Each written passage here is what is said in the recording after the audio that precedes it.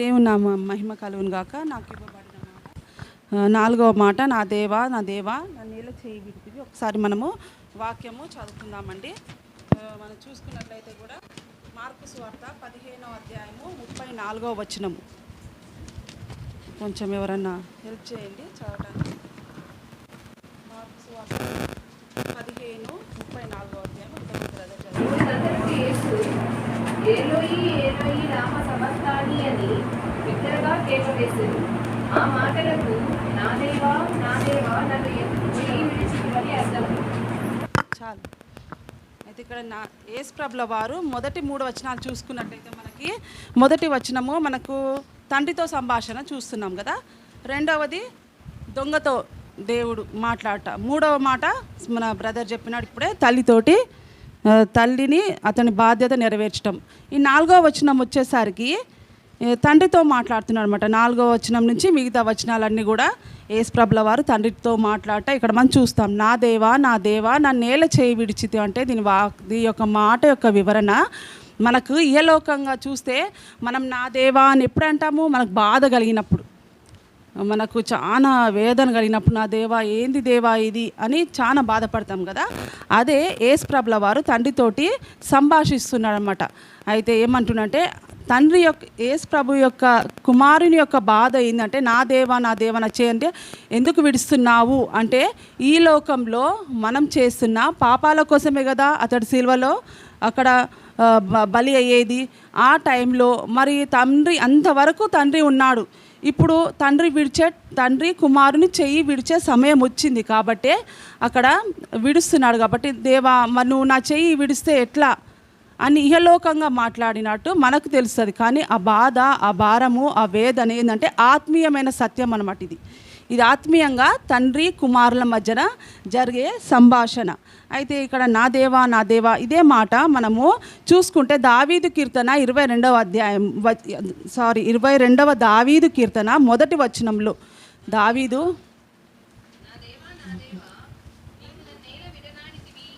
అయితే ఇక్కడ మనం చూస్తే కూడా దావీదు తనకు వచ్చిన శ్రమలను బట్టి కొన్ని కీర్తనలు రాయటము, తనకు వచ్చిన జయాన్ని బట్టి కొన్ని కీర్తనలు రాయటము మనం చదువుకున్నాం కదా.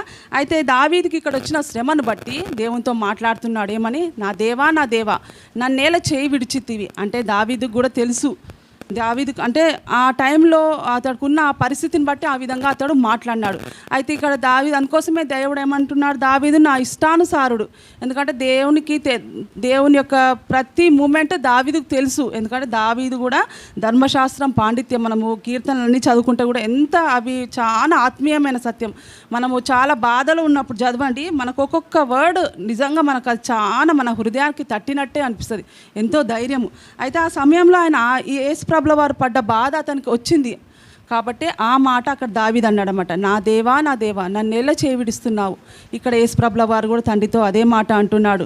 అయితే ఇక్కడ చూస్తే కూడా మరి ఇదే విషయము మనకు యెషయా ప్రవక్త ద్వారా కూడా తండ్రి రాయిస్తున్నాడు. యెహోవా దేవుడు యెషయా ప్రవక్త ద్వారా 53వ యెషయా దాంట్లో 53వ అధ్యాయము ఒక్కసారి 10వ వచనం చదువుతారా? 10 నుంచి 12వ వచనం వరకు మనం చూసుకున్నట్లయితే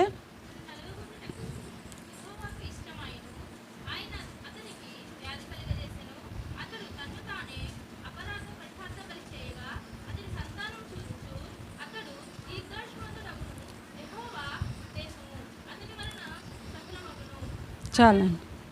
అయితే ఇక్కడ తండ్రికే ఇష్టమైందంట కుమారుడు ఆ విధంగా శ్రమ పడుట. ఎందుకంటే మన కోసము ఆ తండ్రి చూడండి తన కుమారుని మనకు యోహాను 3వ అధ్యాయం 16వ వచనం చూస్తే కూడా దేవుడు లోకమును ఎంతో ప్రేమించను, అది మనకు వాక్యము కంఠస్థమే కదా. అందుకోసం ఏం చేస్తున్నాడు, తన ప్రియ కుమారునే మనకు అతడు అర్పణగా అర్పించినాడు. కాబట్టి ఇక్కడ తండ్రికే ఇష్టమైంది కుమారుని ఆ యొక్క సిలువ అనేది మనము చూస్తే కూడా పాత నిబంధనలో లేవీ కాండంలో మనము ఒకసారి చూస్తే 5వ అధ్యాయము 15వ వచనంలో చూడండి. సిలువ అంటే అదొక భయంకరమైన ఘోరమైన చదవండి. ఒకడు యెహోవాకు పరిశుద్ధమైన వాటి విషయంలో పొరబాటున పాపము చేసిన ఎడల తాను చేసిన అపరాధమునకు నీవు ఏర్పరచు వెలచొప్పున పరిశుద్ధమైన తులముల విలువగల నిర్దోషమైన పొట్టేలును మందలో నుండి అపరాధ పరిహారార్థ బలిగా యెహోవా యొద్దకు వాడు తీసుకొని రావలెను. అయితే ఇక్కడ మనము చూస్తే కూడా ఈ వాక్యంలో మన పాత నిబంధనలో ఏముండే అనమాట, పాపము చేసిన వాడు ఒక గొర్రె పిల్లని తీసుకురావటము, ఒక బలిగా అర్పించటం, అది యాజకుని దగ్గర తీసుకొచ్చి ఆ బలి అర్పిస్తే అతని పాపాలు ప్రాయశ్చిత్తం జరగబడతాయి. కానీ తండ్రికి అది ఇష్టం లేదు.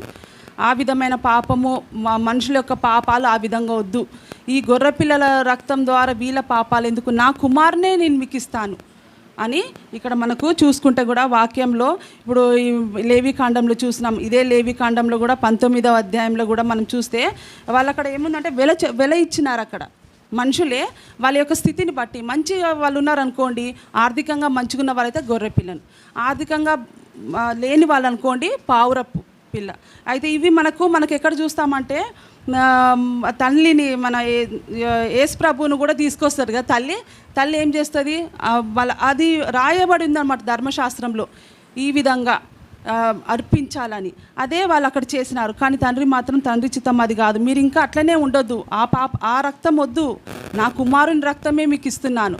అది కుమారుడు ఎలాంటి వ్యక్తి, పరిశుద్ధుడు, నిష్కల్మషుడు కదా, ఎలాంటి పాపం లేనివాడు. అలాంటి రక్తము, ఆ భయంకరమైన సిల్వ గురించి మనము చూస్తే కూడా ఇది రాను మీద వ్రేలాడబడిన ప్రతివాడు కూడా శాపగ్రస్తుడు. అంటే శాపగ్రస్తుడు అంటే మనం ఎవరన్నా తిట్టాలంటే మనకు ఎంతో మనకు నష్టం చేస్తే కానీ మనము వాళ్ళని శపిస్తాం కదా. అంటే అలాంటి భయంకరమైన పని చేసిన వాళ్ళకి శాపాలకు గురి అవుతారు కదా.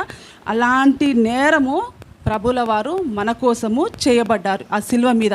కాబట్టి దేవా అమ్మ, నేను ఇంతగా నా పరిస్థితి ఏంది, నేను ఇంత మంచి నీ తండ్రికి నీ ఇష్ట కుమారుని కదా, నేను ఈ విధంగా బలి అవ్వటం ఏంది దేవా అని తండ్రితో అతడు మొరపెట్టుకుంటున్నాడు. నా దేవా నన్ను ఎందుకు నా చెయ్యి విడుస్తున్నావు, అయినా నీ చిత్తమే కదా నాయన అని ఇక్కడ చెప్పుట మనం చూస్తాం. ఒక్కసారి కూడా మనము గల్తీలకు రాసిన పత్రిక 3వ అధ్యాయము 13వ వచనం ఒకసారి చదవరండి.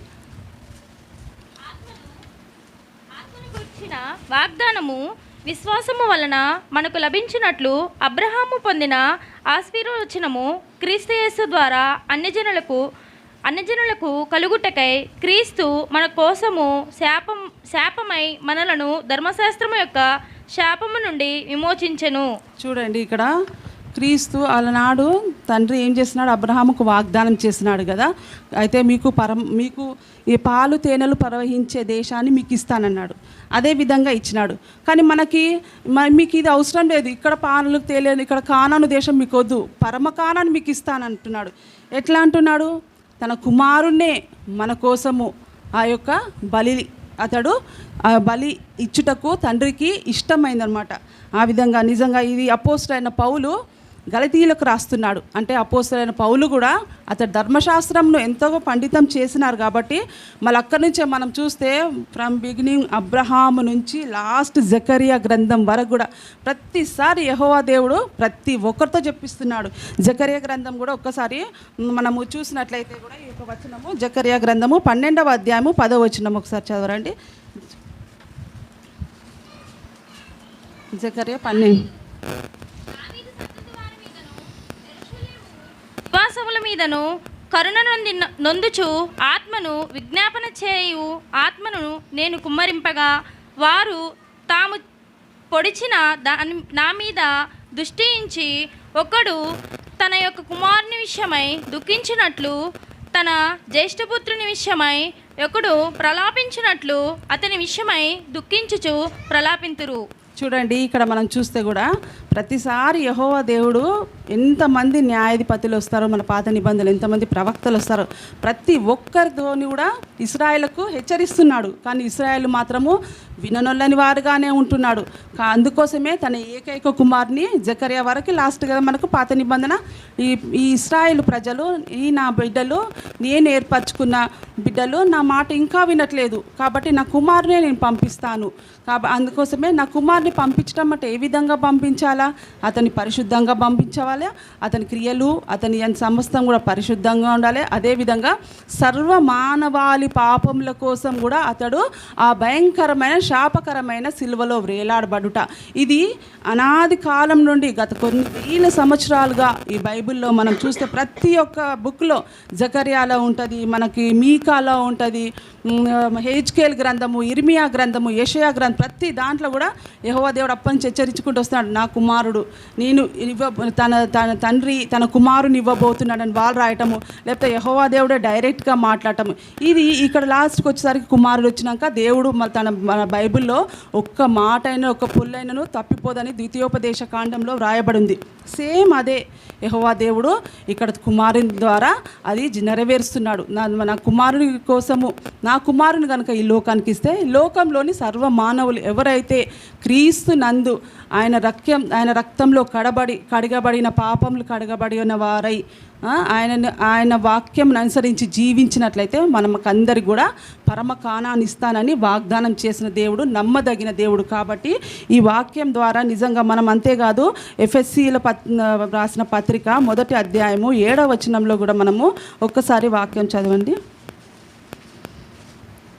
దేవుని కృపా మహదైశ్వర్యమును బట్టి ఆ ప్రియనియందు ఆయన రక్తము వలన మనకు విమోచనము అనగా మన అపరాధములకు క్షమాపణ మనకు కలిగి ఉన్నది. చూడండి, ఇక్కడ ఆయన రక్తం ద్వారానే మనకు విమోచన. అందుకోసమే తండ్రికి ఇష్టమైంది, అందుకోసమే కుమారుడు కూడా అంటున్నాడు. కానీ అతడి యేసుప్రభుల వారి నోటితో అంటున్నాడు, కానీ ఆయన హృదయంలో కూడా ఆయన ఆల్రెడీ నిశ్చయించుకున్నాడు, నేను మానవుల కోసము బలి కావాల్సిందే అని. ఒక్కసారి కూడా మనము లాస్ట్ చూస్తే రోమీయులకు రాసిన పత్రిక 8వ అధ్యాయము 31వ వచనంలో ఒకసారి ఈ వాక్యం తన సొంత కుమారుని అనుగ్రహించుటకు వెనుక తీయక మన అందరి కొరకు ఆయనను అప్పగించిన వాడు ఆయనతో పాటు సమస్తమును మనకెందుకు అనుగ్రహింపడు? చూడండి, దేవుడు ఆయన కుమారునే మనకి ఇచ్చిండాడు కదా.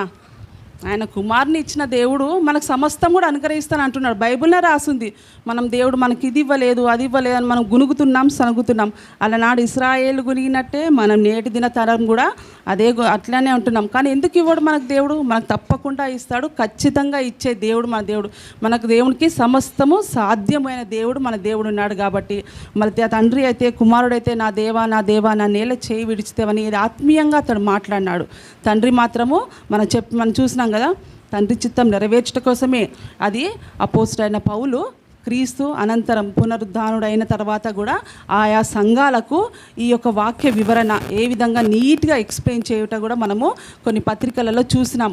కాబట్టి ఇదే విధమైన జీవితము మళ్ళీ వాక్యం చదివి వాక్యం ఈ విధంగా మనం అనుసరించి జీవించినట్లయితే ఆ యొక్క మాట యొక్క విలువ, ఆ మాట యొక్క సత్యము మనం కూడా అది అన్వయింప చేసుకొని నిజమే ఈ లోకం మన చుట్టూ చూస్తే మనంతా పాపమే, మన చూపులో పాపమే, మన మాటలో, మన చేష్టలో, మన కాళ్ళ చేత, చూపుల చేత, తలంపుల చేత, ఇవన్నీ కూడా మనకు పాట కూడా ఉంది కదా, మన తలంపుల చేత ఆయనకు ముళ్ళ కిరీటం అని, చేతిలో మన చేతి యొక్క పాపం చేత చీలలు పడబడటము, పక్కలో బొల్లము, ఇవన్నీ ఉన్నాయి. కాబట్టి కూడా ఆ పాట అది ఉంది, ఆ వాక్యంలోనే ఉంది. కాబట్టి అవన్నీ కూడా మనం జయించాలంటుంది. నేను ఈ లోకాన్ని జయించినాను, మీరు కూడా జయించాలని దేవుడు మనతో అంటున్నాడు. కాబట్టి మనం కూడా తండ్రి వలె మన యేసుప్రభుల వారు తన తండ్రికి అయితే ఏ విధంగా విధేయుడై ఉన్నాడో మనం కూడా అదే విధేయత జీవితము మనం జీవించినట్లయితే నిజంగా దేవుడు తన కుమారుని స్థానము మనకిస్తానంటున్నాడు. నా కుమారుతో పాటు మీరు కూడా పాలివారై ఉన్నారంటున్నారు కదా.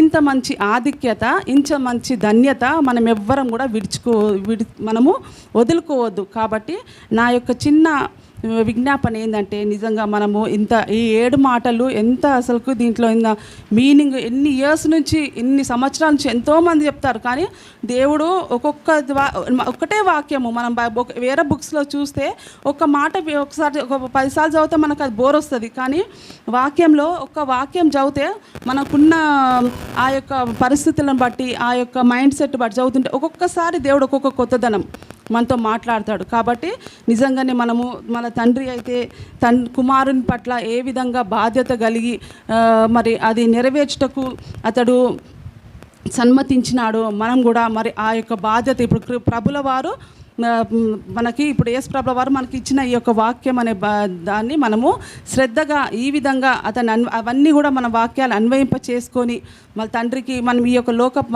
పాపాన్ని మన నుంచి మనము వేరుపరచుకొని మనం పరిశుద్ధంగా జీవించాలని నేను ఆశ కలిగి ఉంటున్నాను. ఈ చిన్న వాక్యం దేవుడు దించు.